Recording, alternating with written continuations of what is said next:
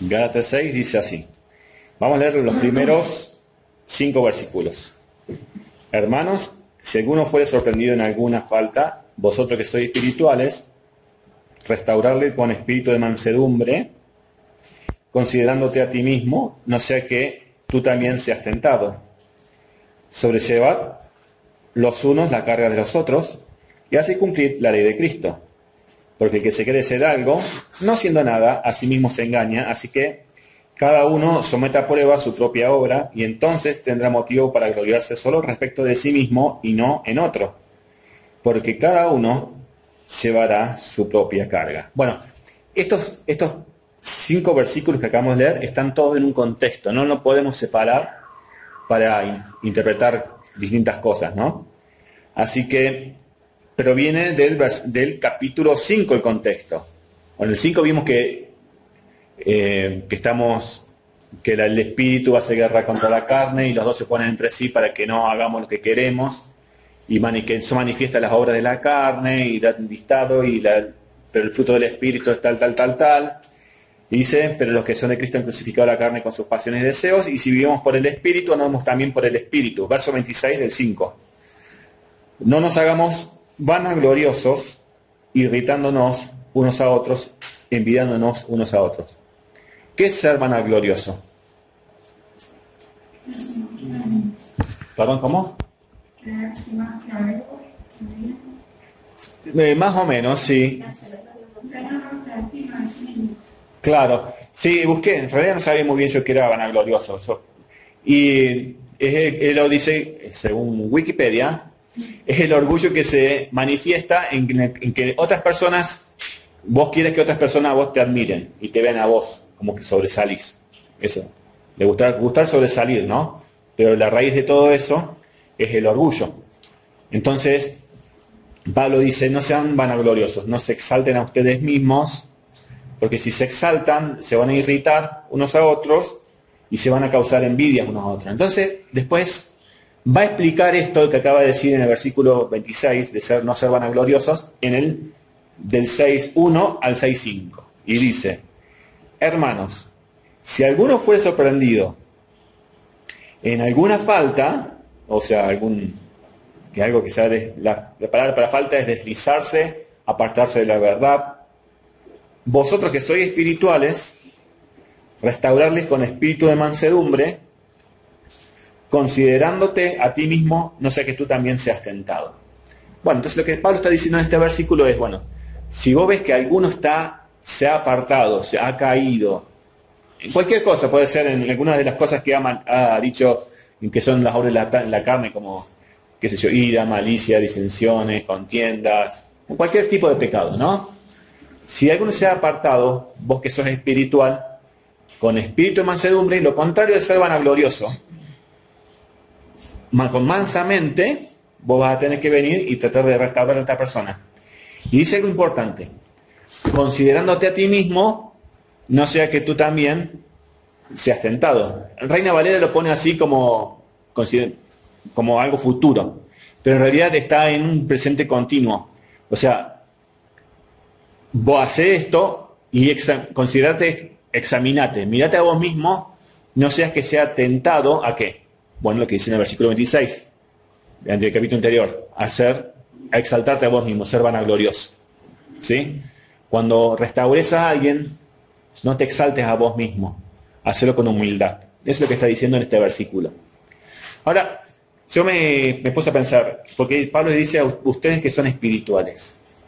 Y entonces yo le pregunté acá esta mañana, y me puse a ver esta mañana qué es ser espiritual, ¿no? Porque, bueno, y ella me decía, porque en el contexto, en el círculo evangélico, por lo general, ser espiritual es como algo místico, ¿no? Que canta y con los ojos cerrados y tiene su momento de éxtasis cantando. Esa persona es espiritual. Entonces, bíblicamente, ¿qué es ser espiritual? Entonces, dije, bueno, vamos a leer Romanos 8, porque Romanos 8 describe lo que es vivir en el Espíritu. Así que vamos a leer Romanos 8. Y yo subrayé varias cosas en Romanos 8, los cuales creo que nos van a marcar qué es lo que es ser realmente espirituales. ¿Versículo? El 1. Es todo el capítulo. Bueno, no todo, pero arrancamos en el 1. ¿Lo tienen ahí? Romanos capítulo 8. Ahora pues, ninguna condenación hay para los que están en Yeshua, los que no andan conforme a la carne, sino conforme al Espíritu. Porque la ley del Espíritu de vida en Cristo, o sea, la ley de Dios en Cristo, Jesús me ha librado de la ley del pecado y de la muerte. Porque lo que era imposible para la ley, por cuanto era débil por la carne, Dios enviando a su Hijo, todo este ya lo estudiamos, ¿no? Porque lo que era imposible para la ley, por cuanto era débil por la carne, Dios enviando a su Hijo en semejanza de carne, de pecado, y a causa del pecado, condenó el pecado en la carne, para que la justicia de la ley se cumpliese en nosotros, que no andamos conforme a la carne, sino conforme al Espíritu, porque los que son de la carne piensan en cosas de la carne, pero los que son del Espíritu, en las cosas del Espíritu. Porque el ocuparse de la carne es muerte, pero el ocuparse del Espíritu es vida y paz.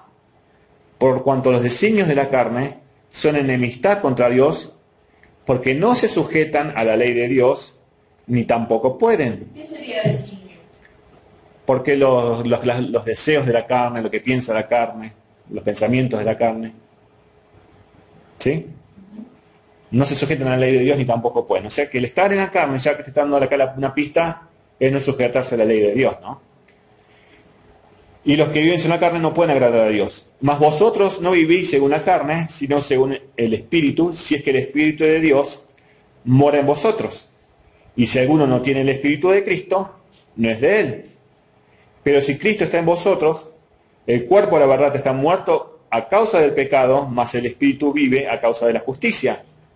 Y si el Espíritu de aquel que levantó de los muertos a Yeshua mora en vosotros, el que levantó de los muertos a Cristo Yeshua vivificará también vuestros cuerpos mortales por su Espíritu que mora en vosotros. Así que, hermanos, deudores somos, no a la carne, para que vivamos conforme a la carne, porque si vivís conforme a la carne, moriréis.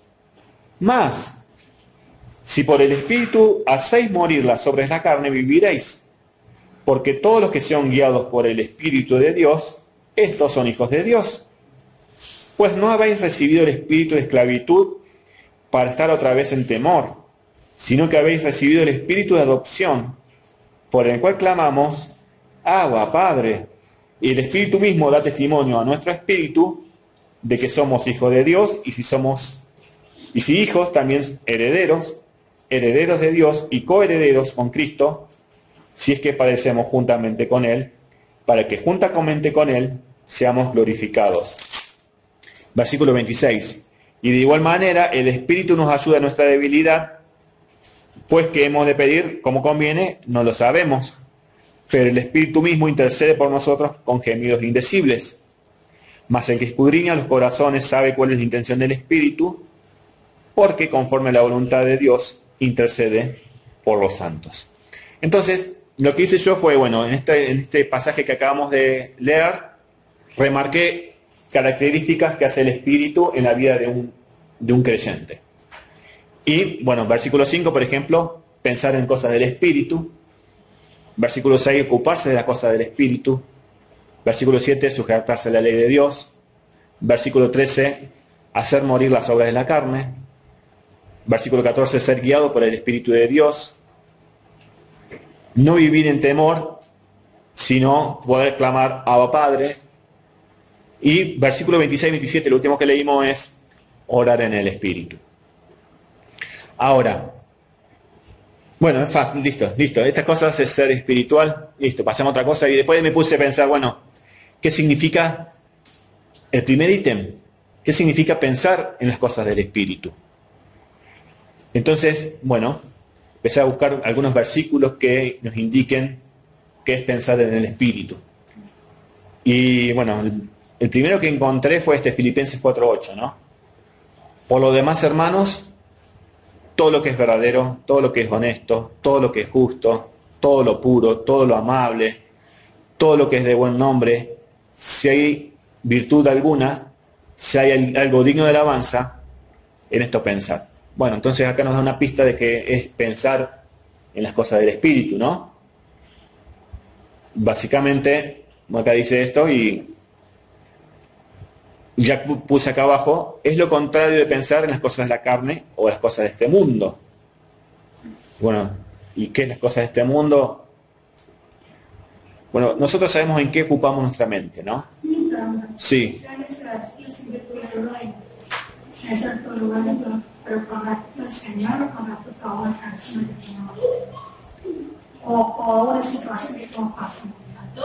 En todo.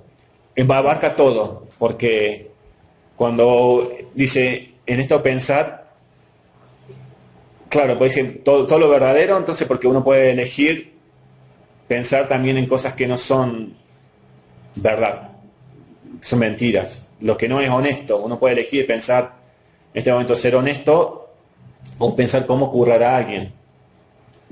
¿Se entiende? O sea, en todos los aspectos de tu vida, en vez de pensar cómo pensaría una persona que no conoce a Dios y no tiene los estándares de Dios en su vida, vos tenés que ahora pensar en todo como Dios pensaría en esa determinada situación. Por lo menos yo lo interpreto así, ¿no? Entonces, esto nos está mandando a pensar en cosas no de la carne o de este mundo. Y fíjense cómo dice Pablo en Colosenses 1:3, del 1 al 3. Si pues habéis resucitado con Cristo, buscad las cosas de arriba, a donde está Cristo sentado a la diestra de Dios. Poned la mira en las cosas de arriba y no en las cosas de la tierra, porque habéis muerto y vuestra vida está escondida con Cristo en Dios.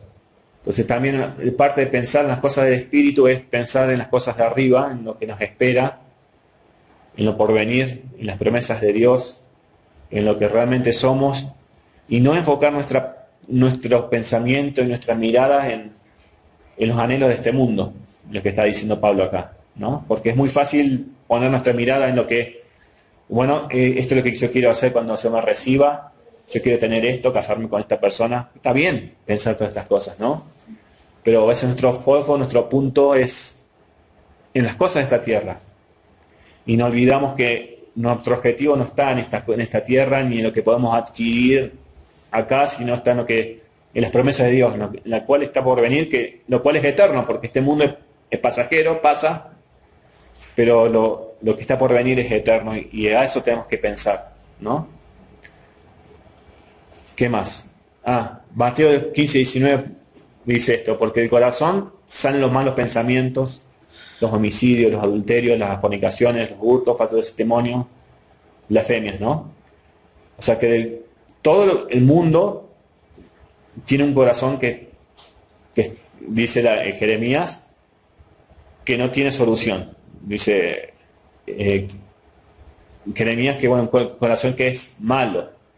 Pero Ezequiel nos da una promesa, Dios nos da una promesa, dice, esparciré sobre vosotros agua limpia y seréis limpiados de todas vuestras inmundicias, de vuestros ídolos los limpiaré. Os daré un corazón nuevo, pondré un espíritu nuevo delante de vosotros, quitaré vuestra carne del corazón de piedra y os daré un corazón de carne y pondré dentro de vosotros mi espíritu y haréis que andéis en mis estatutos y guardéis mis preceptos y los pongáis por obra. Entonces, Dios cambia ese corazón malo, que tiene pensamientos malos, en teoría, cuando venimos al pacto con Él, y nos da un corazón de carne, pero el objetivo de darnos este corazón y darnos su espíritu no es para que cerremos los ojos y cantemos más lindo y pensemos que estamos en la gloria, sino para que, dice acá, andemos en sus estatutos, guardemos sus preceptos y los pongamos por obra. Bueno, eso... miren, este es, a veces para mí es como como el objetivo. Fíjense, derrumbando todo argumento y toda altivez que se levanta contra el conocimiento de Dios, porque esto es lo que tenemos que hacer cada uno de nosotros, ¿no? Porque en nuestra mente a veces se pueden levantar argumentos y altivez, llevando todo pensamiento cautivo a la obediencia de Cristo, ¿no? Porque a veces uno piensa cosas y puede pensar cosas malas, cosas no lindas, cosas no pensamos en lo bueno, lo puro, lo amable, lo honesto. Y lo que Pablo nos está diciendo es que cuando estamos pensando estas cosas, nuestro pensamiento tiene que estar alineado y decir, pucha, ¿estoy pensando bien o estoy pensando mal? Llevar este pensamiento que estoy teniendo a la obediencia a Cristo, o sea, alinearlo con la palabra de Dios. Y si no es correcto, no seguir alimentando ese pensamiento. Dejar de pensar en esto que no es correcto y cambiar ese pensamiento y empezar a pensar cosas buenas. ¿Sí? Si está pensando a ver cómo hacer más dinero y a ver cómo le puedo quitar a este, por poner un ejemplo, ¿no? Esto no está bien. Ya está, cortás con eso, basta de eso. Y cómo pensás cosas bien, empezar a confiar en el Señor, ¿no? Que Dios te va a proveer. Para poner un ejemplo, ¿no? Entonces, esa es la idea de llevar todo pensamiento a la obediencia de Cristo. Y esta es una promesa espectacular. Fíjense, Isaías 26:3 dice, y tú guardarás en completa paz a aquel cuyo pensamiento en ti persevera porque en ti he confiado. Y el hecho de poder poner nuestro pensamiento en Él es porque confiamos en Dios. Básicamente eso. Sabemos quién es Dios y confiamos en Él. Entonces podemos pensar en las cosas que Dios nos promete, en su palabra. Bueno, esto lo puse con respecto a pensar en las cosas del Espíritu. Bueno, ocuparse en las cosas del Espíritu ya lo vamos a ver ahora en los versículos que siguen. Versículo 7, sujetarse a la ley de Dios. Alguien que es espiritual, ya lo leímos, y no se sujeta a la de Dios, el tal no es espiritual. Hacer morir las obras de la carne. Ser guiados por el Espíritu de Dios. Y bueno, hay que ser guiado por el Espíritu de Dios. Acá hay un par de versículos que puse. Enséñame, oh Jehová, tu camino y guíame por senda de rectitud a causa de mis enemigos. Salmo 119:35 dice, guíame por la senda de tus mandamientos, porque en ella tengo mi voluntad. Entonces, ser guiado por el Espíritu es cuando uno es guiado en la palabra de Dios, ¿no? En los mandamientos. Y no solamente en eso, sino que cuando somos guiados vamos a saber qué decisión tomar cuando se nos venga una elección a frente, porque vamos a tener el Espíritu y vamos a saber qué es lo correcto y qué es lo no lo correcto, ¿no? Y no vivir en temor, sino poder clamar a Padre. El versículo ese de Romanos dice, versículo 15, porque no habéis recibido el espíritu de esclavitud para estar otra vez en temor, sino que habéis recibido el espíritu de adopción por el cual clamamos a Padre. Y esto, cuando me puse a pensar en esto, pensaba cuántas veces nosotros tenemos temor de las cosas, ¿no? Y Pablo dice, cuando tenemos temor de lo que está por venir, de tal cosa, de qué situación, de lo que está por delante, no tenemos un espíritu de temor, sino que tenemos el Espíritu de Dios, con el cual podemos clamar a Abba Padre, podemos estar seguros de que Dios es nuestro Padre, que podemos tener una relación íntima con Él, de poder decir papá, pero con respeto, ¿no? Y saber que no estamos solos, que en esta vida no estamos solos, que el Creador del universo está de nuestro lado. Y el último es orar en el Espíritu, porque lo que Pablo se refiere, en qué cosa podemos, no sabemos, cómo pedir las cosas no lo sabemos, pero el Espíritu está dentro nuestro, intercede por nosotros, es cuando estamos orando. O sea, andar en el Espíritu no es solamente obedecer, sino tener una vida de oración. Y miren lo que dice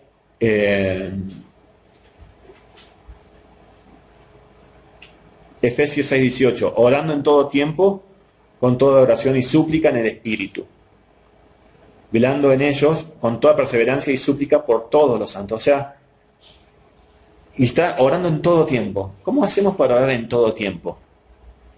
Pablo dice en Tesalonicenses, dar gracias en todo, orad sin cesar, dar gracias en todo, porque esa es la voluntad de Dios, ¿no? ¿Cómo hacemos para convertir todo lo que nos vivimos en una oración? Y yo creo que la clave de alguien que es espiritual es que no depende de sus propias fuerzas, sino que depende de Dios, ¿no? Y llevar cada cosa en oración. Es un reto, porque le digo la verdad, yo hice esta lista y yo dije, a ver cómo estoy en mi nivel, en mi espiritualidad, ¿no? Y me puse a pensar, ¿cuántas cosas pienso en las cosas del Espíritu, no pienso en las cosas del Espíritu? ¿Dónde tengo puesta mi mirada? ¿En las cosas de la tierra, en las cosas del cielo? Entonces empecé a hacer mi gráfico y me di cuenta cuán lejos que estoy realmente de lo que es ser espiritual.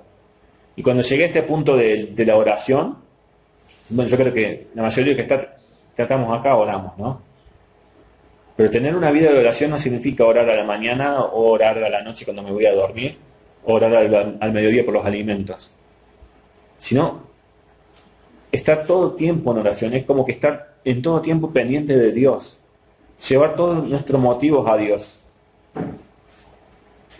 Judas dice, vosotros, amados, edificándonos sobre vuestra santísima fe, orando en el Espíritu Santo. Entonces la pregunta es, ¿cómo oramos en el Espíritu Santo? Bueno, primero que nada, la única manera de orar en el Espíritu Santo es si tenemos el Espíritu Santo dentro de nuestras vidas. Y vamos a orar en el Espíritu Santo cuando oremos también alineados con su verdad. Y cuando queramos depender del Espíritu Santo. Porque a veces oramos por orar, sin estar dependientes de que el Espíritu Santo, o sea, Dios, tome el control de la situación en la que estamos, ¿no? Y si a veces no sabemos cómo pedir las cosas, y cuando pedimos, a veces largamos nuestra oración, no sabemos si pedimos no, bien o no. Pero acá dice que el Espíritu de Dios intercede por nosotros, con gemidos ante Dios indecibles, ¿no? Eso para mí es ser espiritual. Entonces, en Gálatas,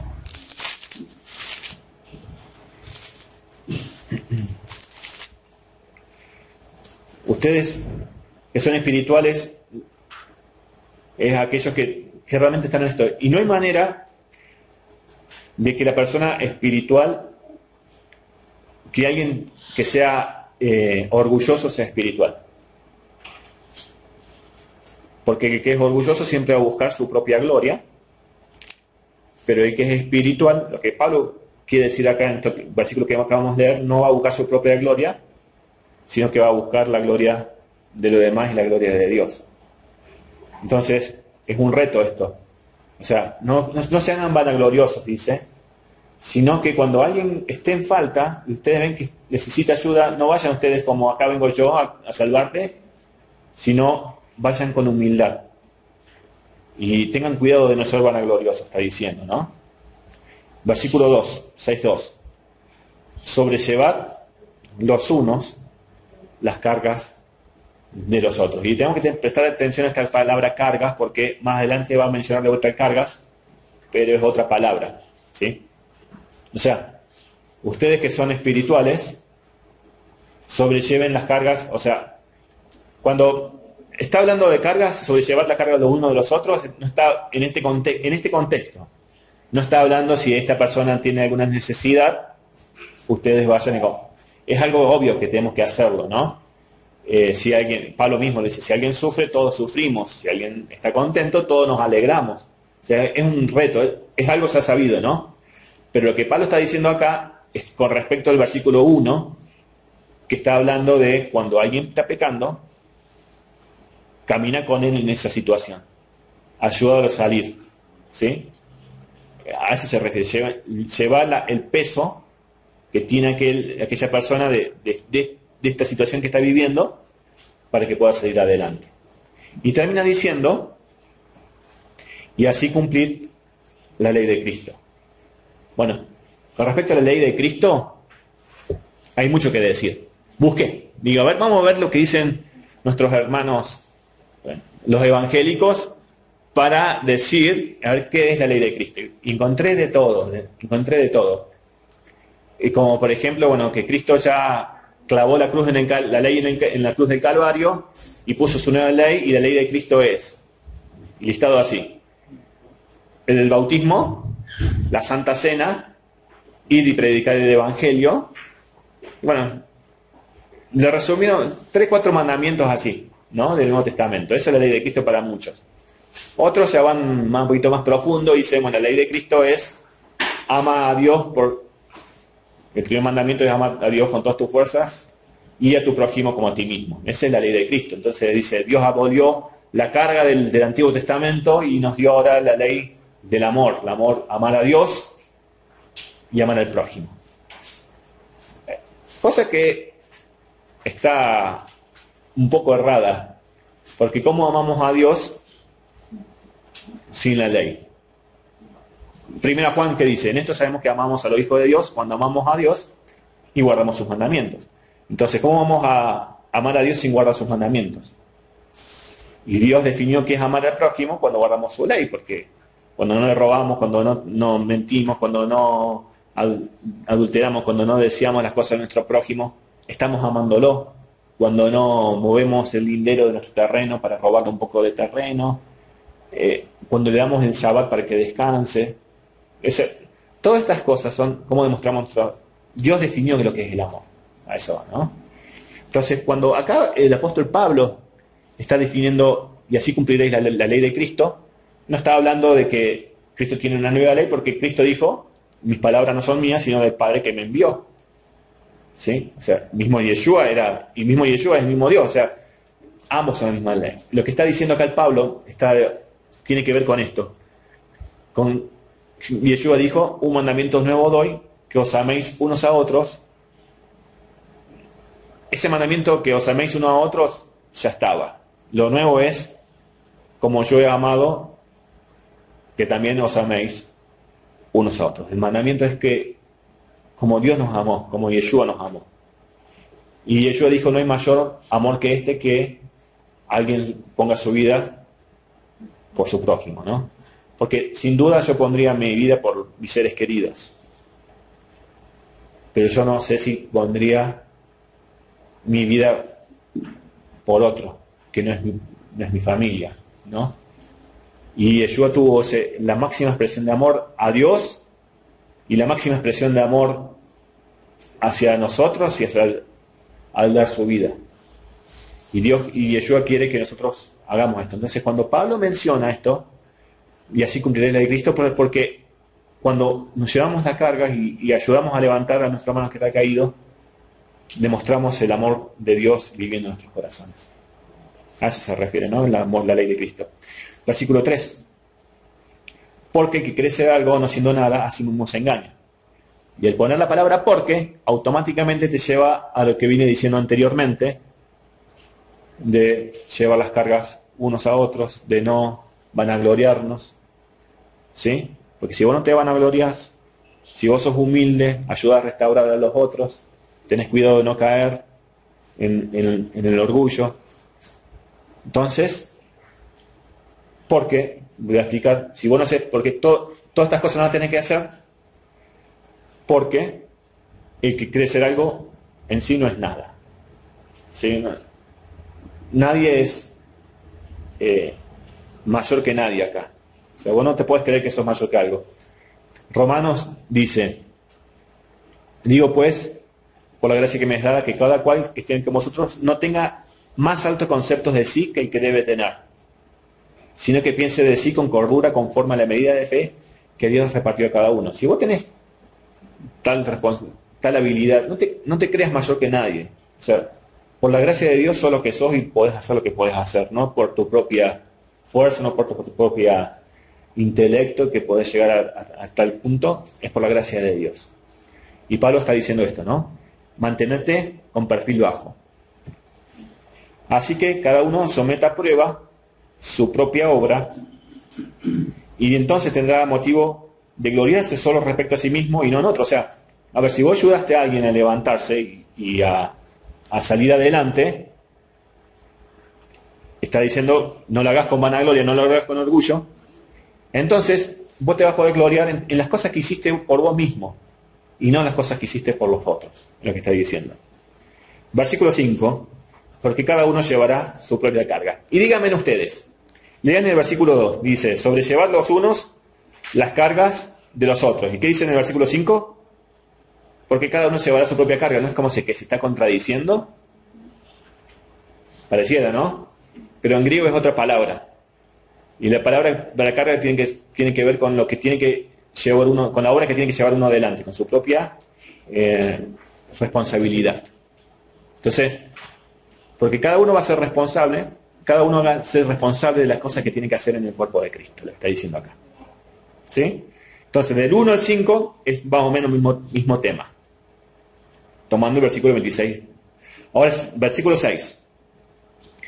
El que es enseñado en la palabra, haga partícipe de toda cosa buena que lo instruya. O sea, Si alguien me está enseñando la palabra a mí, yo tengo que bendecir a aquel que me está enseñando la palabra con todas las cosas buenas que me pasan a mí. Si soy bendecido en el trabajo, lo bendigo con bienes. Si crío ovejas, en el tiempo y bueno, le daré de mis ovejas, les daré de la bendición que Dios me haya dado a mí en mi vida, hágalo partícipe.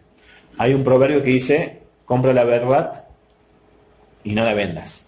La idea es que, y Yeshua dijo, el reino de los cielos es como alguien que encontró una perla, vendió todo lo que tenía en el campo, para comprar ese campo. Entonces, vende todo lo que tengas para adquirir la verdad, la palabra de Dios, ¿no? Pero no comercies con eso, o sea, que esto no sea tu forma de vida, no lo hagas por interés, ¿sí? Ahora, pero si vos estás aprendiendo de alguien, y ese alguien está invirtiendo su tiempo en vos, bendecilo, ¿sí? No que lo mantengas, sino que lo bendigas. Versículo 7.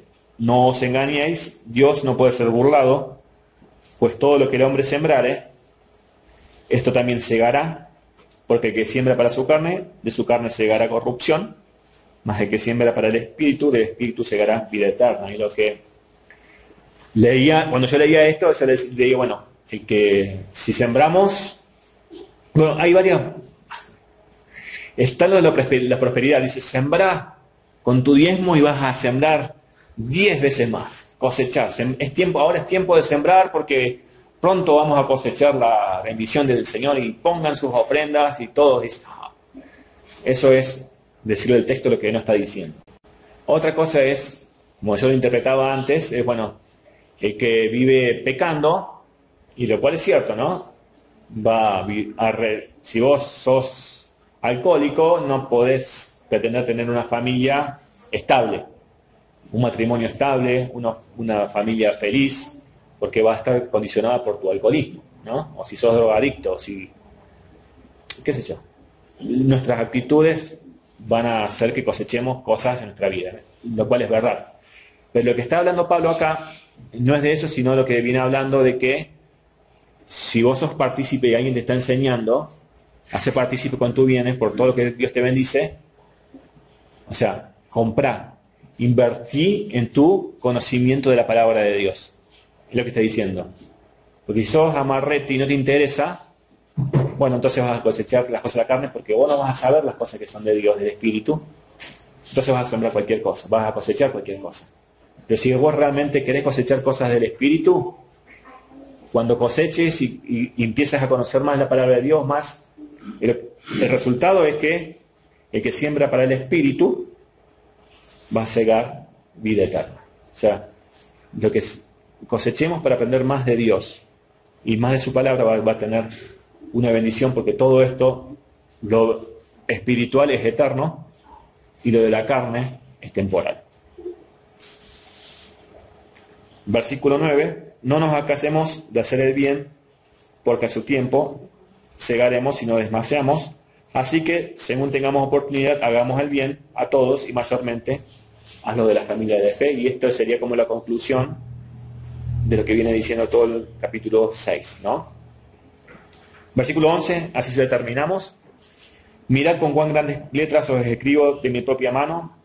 Todos los que quieren agradar en la carne, estos os obligan a que os circuncidéis, solamente para no padecer persecución a causa de la cruz de Cristo. Y entonces está diciendo, básicamente, es de la conversión. ¿Se acuerda que hablamos cuando habla Pablo acá en Gálatas de la circuncisión? Está hablando de la conversión, de cómo uno era salvo.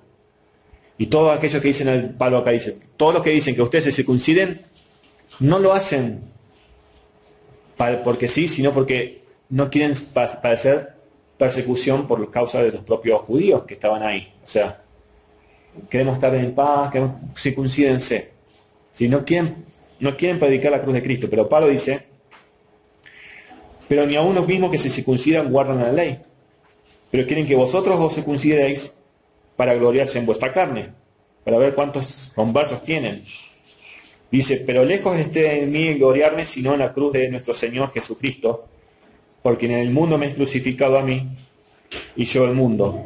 Porque en Cristo Jesús ni la circuncisión vale nada, ni la incircuncisión, sino una nueva creación. Lo que está diciendo es, yo no predico de circuncisión, yo no quiero agradar a los hombres, porque para mí este mundo ya, lo que digan los hombres a mí no me interesa nada, porque yo hemos muerto para este mundo, porque para mí la cruz de Cristo es todo. Y si alguien va a venir al conocimiento de la verdad, es a través de la cruz de Cristo, no a través del judaísmo, no a través de una conversión a una religión, ¿sí? Sino solamente a través de Yeshua. Y eso es todo lo que me importa a mí, que me venga lo que me venga, porque cuando Pablo escribía acá estaba en prisión, estaba preso, ¿sí? Ahora, y estaba preso por el tema de lo que está predicando acá en Gálatas. ¿Se acuerdan en Hechos cómo lo llevan preso? Porque decían que no tienen que guardar la ley. Dice, porque ni la circuncisión vale algo, ni la incircuncisión. Ni el ser judío, ni el no ser judío vale algo, sino la nueva creación. Lo que Pablo está hablando acá es de que ya no hay, de todas las profecías que citamos constantemente, que de los dos pueblos hizo uno, lo que dice en Efesios, derribando la pared intermedia de separación de la enemistad de que había en contra de nosotros, para hacer de los dos un nuevo hombre. Es decir,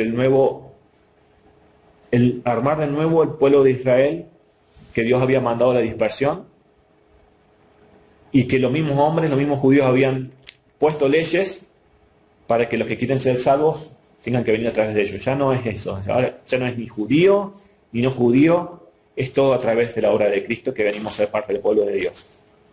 Y a todos los que anden conforme a esta regla, o sea, no andan con cosas de judíos, paz y misericordia a ellos, y no solo a ellos, sino al Israel de Dios, o sea, a las 12 tribus de Israel. ¿Sí? De aquí en adelante que nadie me cause molestias, porque traigo en mi cuerpo las marcas del Señor Jesús. Hermanos, la gracia de nuestro Señor Jesucristo sea con vuestro espíritu. Amén. Bueno.